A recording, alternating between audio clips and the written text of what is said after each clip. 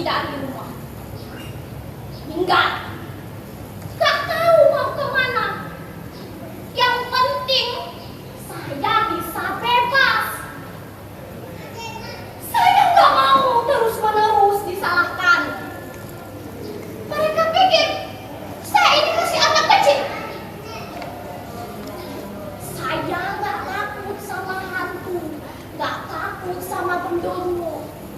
Jangankan genderuwo, kalau wewe sama pocong saya gak takut. Menurut saya, pocong itu hantu yang lucu. Jalannya itu loncat-loncat. Juga kuntilanak. Saya gak takut sama kuntilanak. Kayak di sinetron televisi itu. Ketawanya itu malah bikin geli.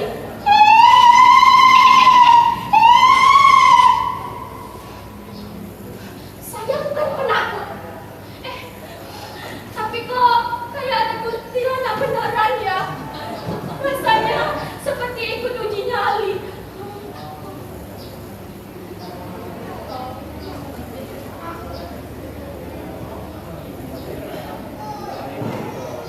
Saya tahu ini tidak mudah. Pergi dari rumah berarti kehilangan semua kenyamanan yang saya dapatkan.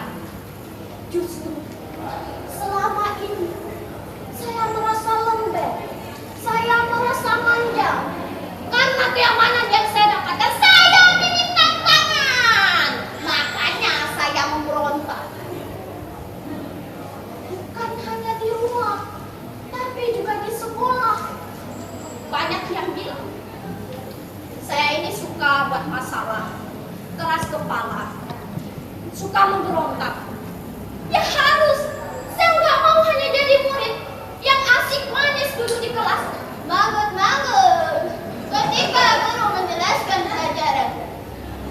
Pendidikan mesti membebaskan pikiran, bukan hanya menerima mentah-mentah apa yang dijelaskan. Seringkali kita melihat pendidikan yang diajarkan di sekolah sangat berbanding terbalik dengan dunia nyata. Di sekolah kita diajari moral yang baik yang bermoral yang bagus. Tapi lihat itu, para politisi yang suka korupsi, apakah itu bermoral? Tentu tidak. Di sekolah kita diajarkan taat aturannya, taat hukum. Tapi seringkali pejabat-pejabat negara di negeri ini selalu mempermainkan aturan.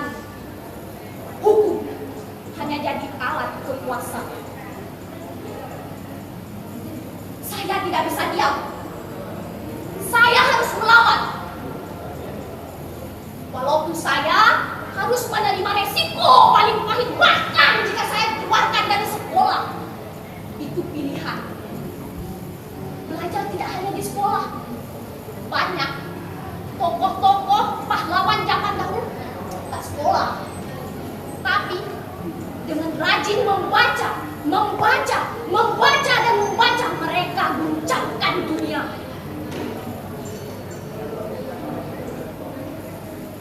Kenapa kalian tersenyum?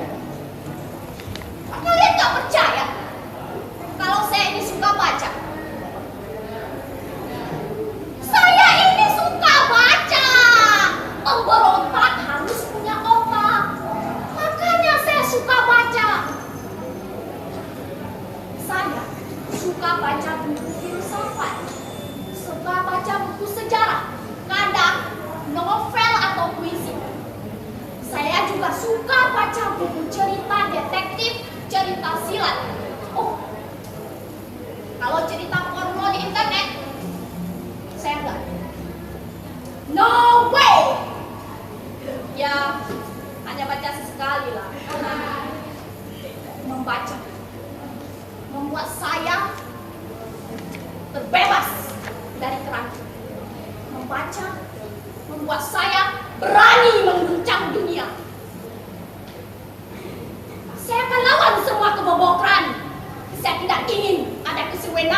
terjadi di negeri ini. Maka membaca itu nomor satu. Kita, para zaman dahulu, berani berhasil, berani melawan para penjajahan. Ingat, pemuda zaman dahulu berani berhasil dengan sumpah pemuda. Masa kita hanya berani dengan sumpah pocong? Enggak deh.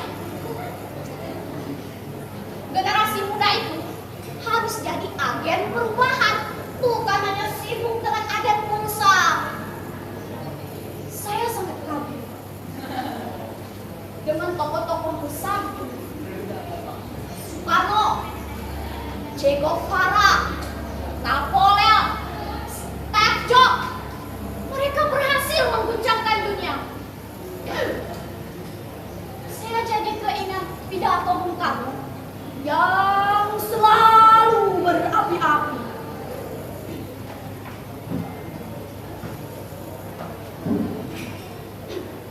Bung Karno pernah berkata, "Beri saya 10 pemuda, maka saya akan guncangkan dunia." Kenapa 10 pemuda? Karena kalau 11, jadi kesebelasan sepak bola kalah melulu kayak PSSI. Kita sebagai generasi muda harus bangkit. Jangan patah semangat apalagi matahari. Ingat, rawe-rawe rantas, malang-malang kutu. Korupsi harus diberantas. Koruptor harus dibantu. Sekali lagi, rawe-rawe rantas, malang bu, Situbondo, Mojokerto, Surabaya. Hah, kok malah jadi kayak kernet bus yo. Pidato saya terlalu bersemangat. Aduh, jadilah lapar nih. Dalam situasi seperti ini, kita bisa bersyukur. Penderitaan membuat kita makin kuat.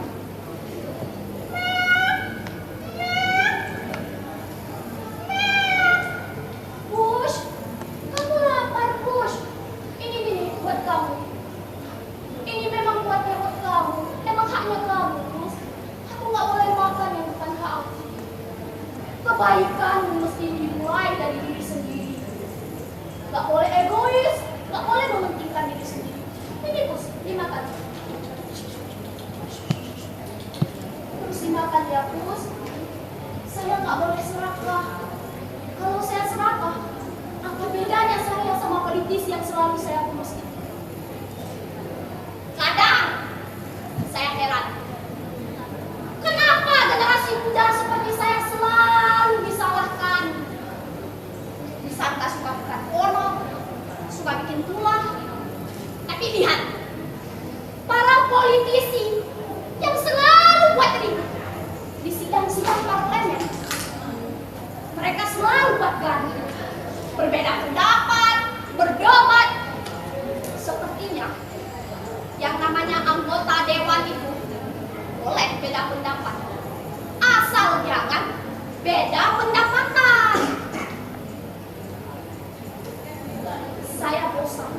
Saya bosan dengan semua ini. Saya tidak sadia. Saya tidak bisa menerima keadaan yang serba munafik ini. Saya hanya ingin jujur. Saya mau mencari orang jujur.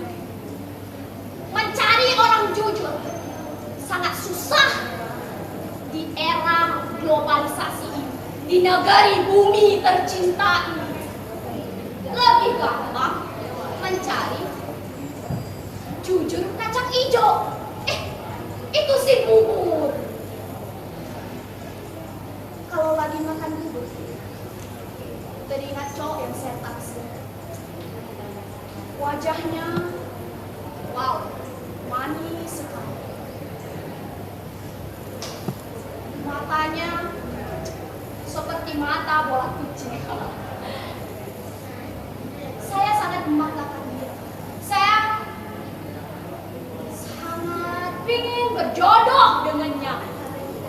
Tapi nasib dan nasib. Ngomong-ngomong soal jam, sepertinya ini sudah larut malam. Saya mesti tidur. Pemberontak juga butuh istirahat, kan?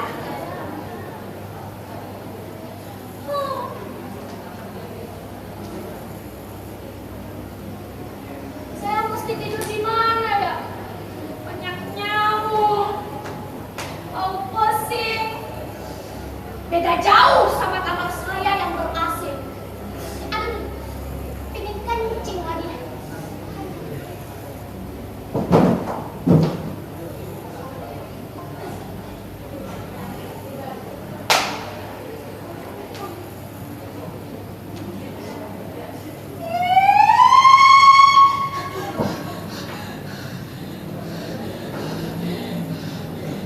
Kenapa saya takut seperti ini?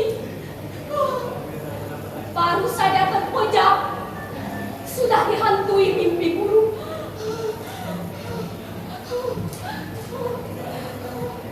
Aduh, ini benar-benar di luar bayangan saya. Saya mungkin terbawa emosi. Saya belum benar-benar siap. Ketakutan terbesar adalah melawan diri sendiri, bukan orang lain. Tak cukup hanya keberanian. Mungkin